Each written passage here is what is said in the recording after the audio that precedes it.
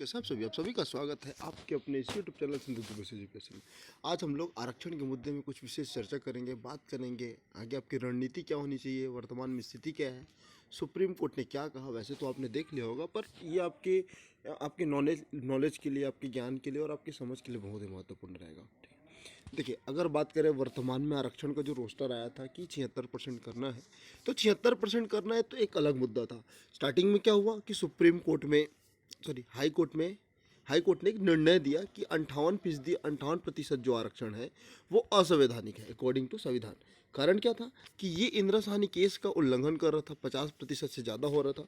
ये मामला 2012 से कोर्ट में था, जिसका निर्णय 2022 में आया। वर्तमान में गोस्वामी जी है हमारे CJI, मतलब छत्तीसगढ़ के चीफ जस्टिस ऑफ छत्तीसगढ़। ठीक, जैसे ये 58% का आरक्षण को अवैध घोषित किया जाता है, तो आरक्षण को कितना प्रतिशत कर दिया जाता है? 50%। ठीक है, जिसमें राज्य सरकार या फिर बहुत सारे अलग अलग समुदाय का ये मानना था कि इसमें मुख्यतः ST वर्ग के आरक्षण को 12% कम करके 20% लाया गया था। ठीक, मुद्दा क्या होता है कि राज्यपाल बोलती है कि काम करिए, आप विधेयक लाइए, विधानसभा में इसको पास करिए, फिर मैं तत्काल हस्ताक्षर कर दूंगी। लेकिन ये तो एक मुद्दा था। जैसे विधेयक आता है तो विधेयक में ये स्पष्ट होता है न सिर्फ ST वर्ग के लिए बल्कि OBC और ईडब्ल्यूएस के लिए भी ये आरक्षण में इजाफा किया जाता है। पहले कितना था OBC में 14, जिसको बढ़ा के कितना प्रतिशत किया गया? 27। ST में कितना हुआ? 20, फिर उसको बढ़ाने के बाद 32। SC वर्ग 13%, चूंकि ये पहले 16 था जिसको कम करके 13% किया गया, और EWS में 4%। तो ये सारा मुद्दा है। ठीक, फिर अलग अलग तैयारियां हुई। ठीक, अलग अलग मंत्रियों का बयान आया। जैसे ये राजपत्र में प्रकाशित होता है ऑफिशियली रूप से, लेकिन राज्यपाल यहाँ पर हस्ताक्षर नहीं करती। जैसे ही ये राजपत्र में प्रकाशित होता है कि भैया 76% का आरक्षण हम विधानसभा से पूर्ण बहुमत से, दोनों विपक्ष दल से और जो वर्तमान सत्ता में दोनों दल आपस में समझौता करके ध्वनि मत से पारित कर ले, पूर्णतः बहुमत से। ठीक, कुछ पॉइंट ऑफ व्यू देखे, फिर ये कहा गया भैया राज्यपाल के पास गया, तो राज्यपाल ने कहा कि इसमें थोड़ा जांच करती हूँ, इसमें कुछ गतिविधि हैं, विधायी कुछ मुद्दे हैं, उसको एक बार मैं एनालिसिस करके इसमें साइन करूँगी।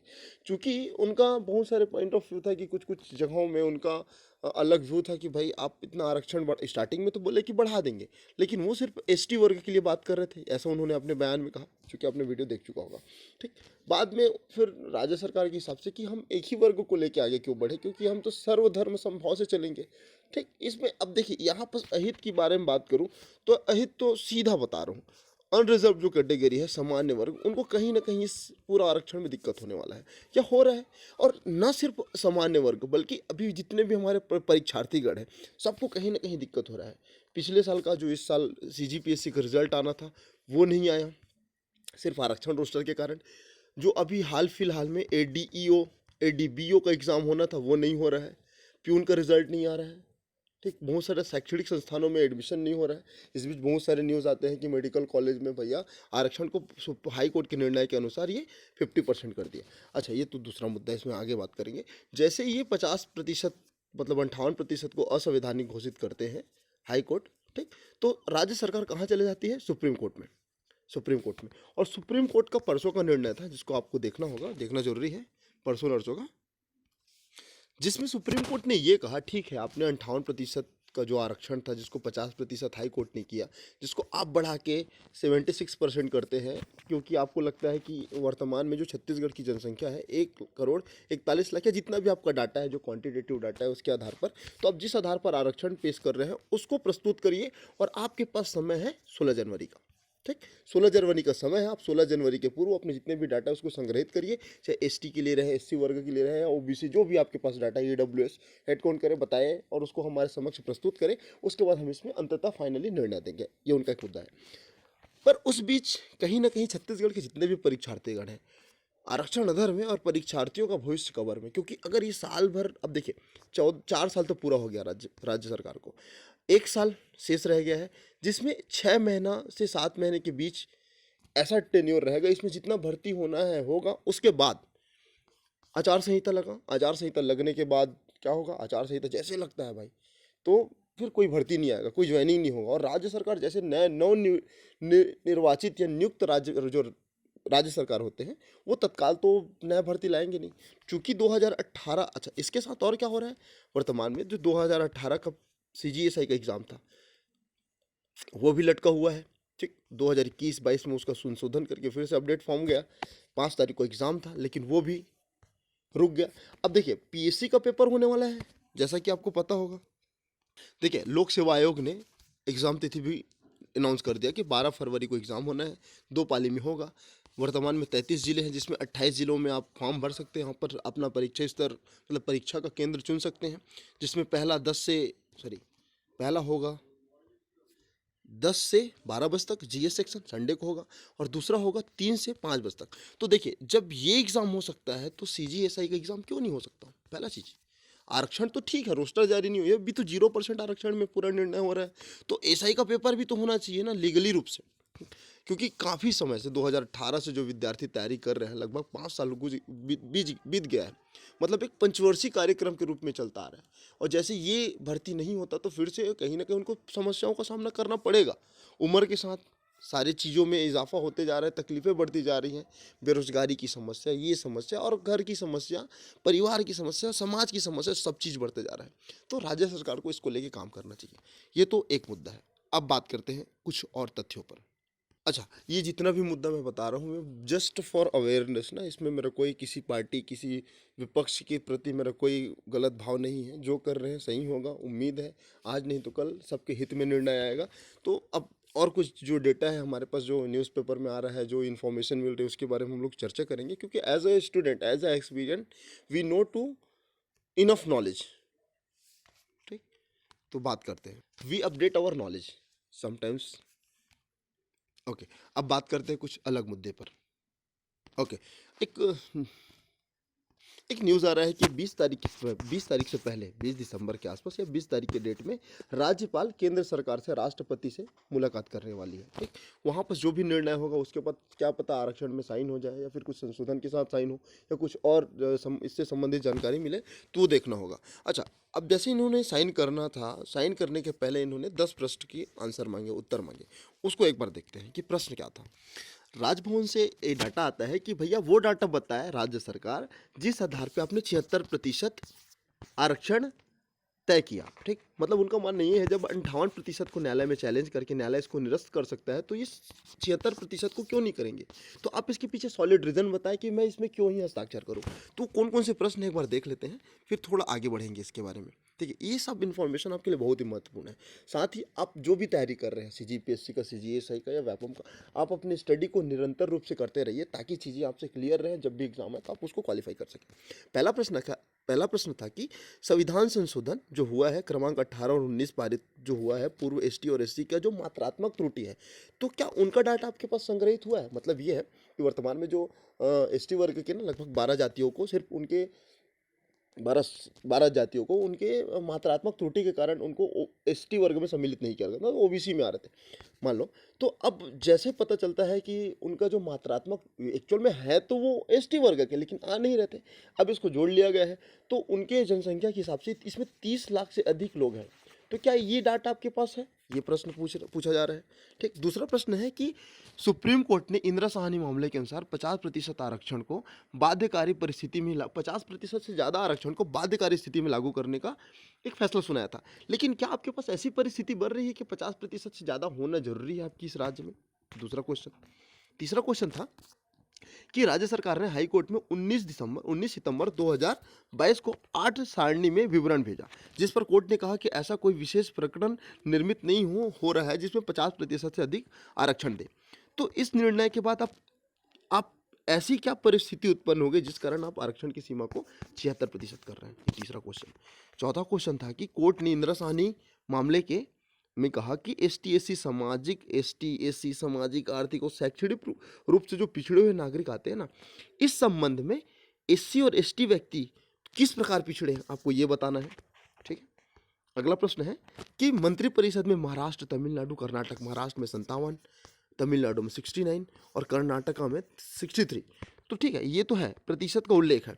इन राज्यों में 50% आरक्षण को अधिक होने के लिए कुछ आयोग का गठन हुआ। तो क्या आपके पास ऐसा कोई आयोग गठित हुआ है? उसका रिपोर्ट प्रस्तुत करें।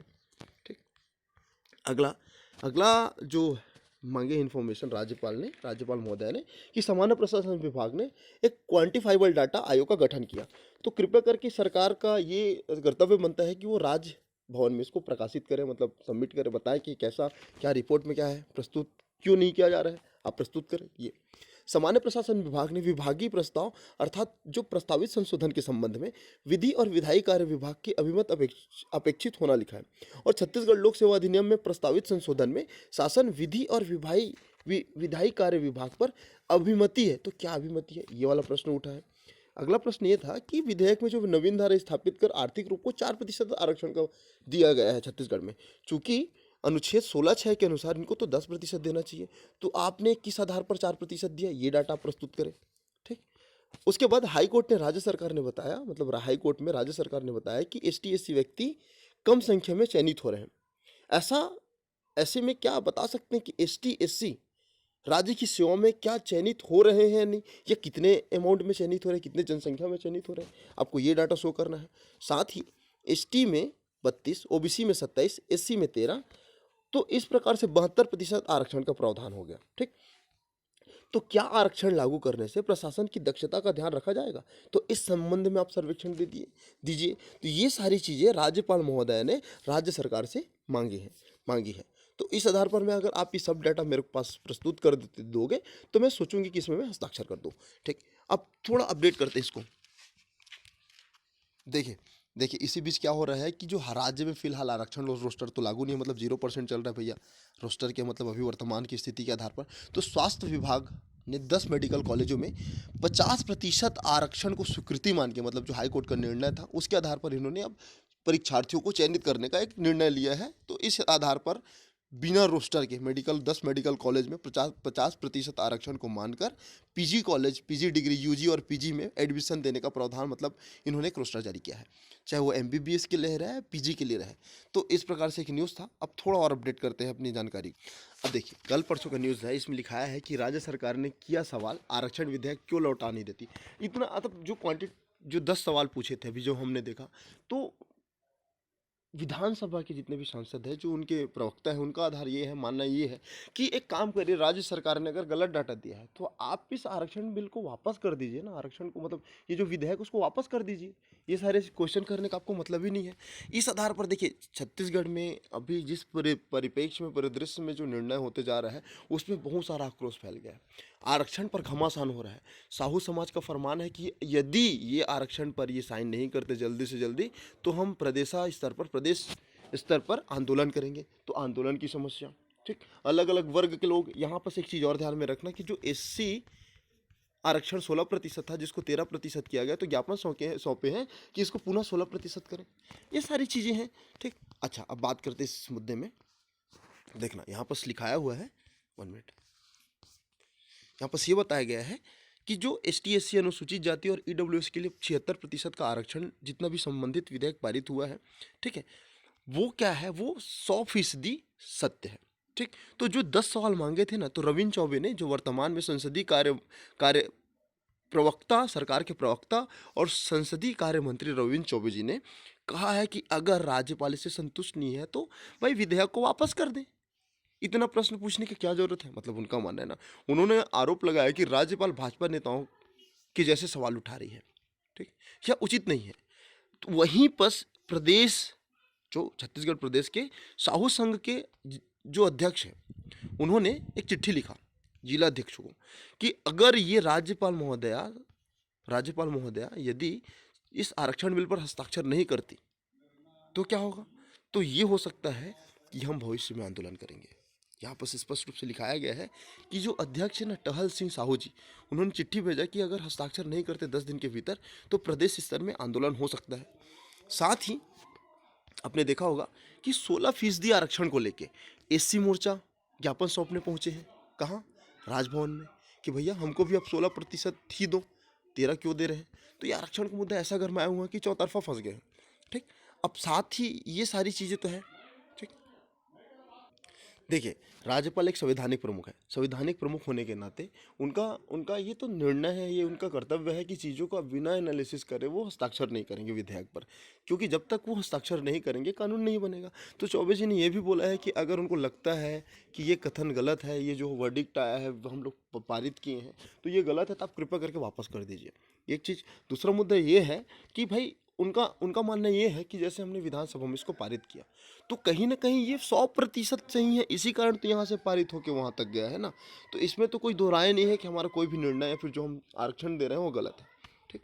तो संवैधानिक प्रमुख होने के नाते वो अपना अपना कार्य कर रहे हैं। राज्य सरकार वास्तविक प्रमुख होने के नाते ये काम कर रहे हैं। तो काम जिसका जो भी है, उम्मीद है कि इस संबंध में जो भी अपडेट है वो जल्दी आते रहेगा आएगा।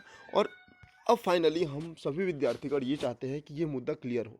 जो भी आरक्षण रहेगा, जैसा भी रहेगा, उम्मीद है राज्यपाल, राष्ट्रपति या राज्य सरकार सबके हित में काम करेंगे। तो कैसा लगा है पूरा वीडियो, आप अपना विचार मेरे साथ प्रस्तुत करें, कमेंट सेक्शन में बताएं। अच्छा लगे चैनल तो कृपया करके लाइक करके सब्सक्राइब करें। मिलते हैं अगले वीडियो में। God bless you.